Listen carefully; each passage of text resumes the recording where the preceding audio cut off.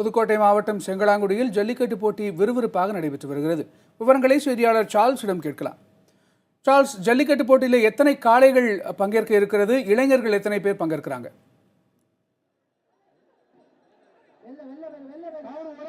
கணேஷ், அதாவது புதுக்கோட்டை மாவட்டம் ஆவூர் செங்கலாக்குடி பகுதியில் இன்று காலை 8:30 மணி அளவில் மாபெரும் ஜல்லிக்கட்டு என்பது துவங்கிவிட்டது. இப்போ அந்த காட்சிகள் நேரடியாக பார்க்கலாம். ஒவ்வொரு ஆண்டும் மாரியம்மன் கோயில் திருவிழாவை முன்னிட்டு ஆவூர் செங்கலாக்குடியில் ஜல்லிக்கட்டு நடைபெறுவது வழக்கம். அதனை ஒட்டி இன்று ஜல்லிக்கட்டு நடைபெற்று வருகிறது. 500 காளைகள் இதில் பங்கேற்றுள்ளன.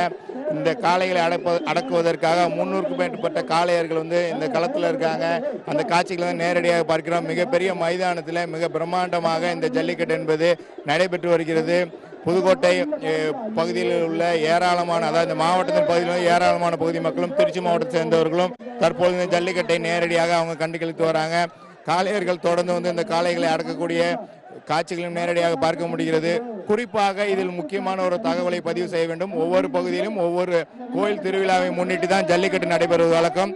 இந்த ஊரை, அதாவது இந்த செங்கலாக்குடியை பொறுத்தளவு ஜாதி மத பேதமின்றி, அதாவது முக்கியமாக இந்து, முஸ்லீம், கிறிஸ்டின் என அனைத்து சமூகத்தினரும் சேர்ந்து இந்த ஜல்லிக்கட்டை நடத்துறாங்க. கோவில் திருவிழா, மாரியம்மன் கோவில் திருவிழாவாக இருந்தாலும் நேற்று இஸ்லாமியர்கள் தங்களுடைய முறைப்படி, அதாவது தொழுகைகள் நடத்தி அவர்கள் இந்த காளைகளை வைத்து அவர்கள் நேரடியாக நேற்று அந்த தொழுகைகள் நடத்திய பிறகு இன்று காலை அவர்கள், அதாவது இந்து முறைப்படி இந்து மக்களும் மற்ற கிறிஸ்தவர்களும் அனைவருமே இணைந்து அவர்கள் இந்த ஜல்லிக்கட்டு காளைகளை, கோயில் காளைகளை அவிழ்த்து விடப்பட்டு ஜல்லிக்கட்டு போட்டியானது தொடர்ந்து நடைபெற்று வருகிறது. அனைத்து சமூகத்தினும் சேர்ந்து அவர் முறைப்படி இந்த ஜல்லிக்கட்டை ஒவ்வொரு முறையும் அவர்கள் ஒவ்வொரு ஆண்டும் இதே போன்று நடத்துவது வழக்கம். இது தமிழகத்திலும் எங்கும் இல்லாது என்று இப்பகுதி மக்கள் குறிப்பிடுறாங்க. அனைவரும் ஒன்றிணைந்து இந்த ஜல்லிக்கட்டை தொடர்ந்து அவங்க நடத்தி வராங்க. இங்கு பரிசுகளும் மிகப்பெரிய அளவில் அவர்களுக்கு வழங்கப்படுகிறது. தங்க காசுகள், மிக்சி, கிரைண்டர், அது மட்டும் இல்லாமல் குறிப்பாக வீட்டு மனையும் முக்கியமாக நன்றாக இந்த ஒட்டுமொத்த போட்டியிலே சிறந்த வீரராக, அதாவது காளைகளை அடக்கக்கூடிய சிறந்த காளையருக்கு வீட்டு மனையும் வழங்குவதாக அவங்க அறிவித்திருக்காங்க. அதிகமான பரிசுகள் வழங்கப்பட்டு வருகிறது. தொடர்ந்து அந்த காட்சிகளை தான் காண முடிகிறது. கணேஷ், சார்லஸ், அரசின் வழிகாட்டுதல்கள் முழுவதுமாக பின்பற்றப்பட்டிருக்கா? அரசு தரப்பில் அதிகாரிகள் யாரேனும் இந்த நிகழ்வில் பங்கேற்றிருக்கிறார்களா?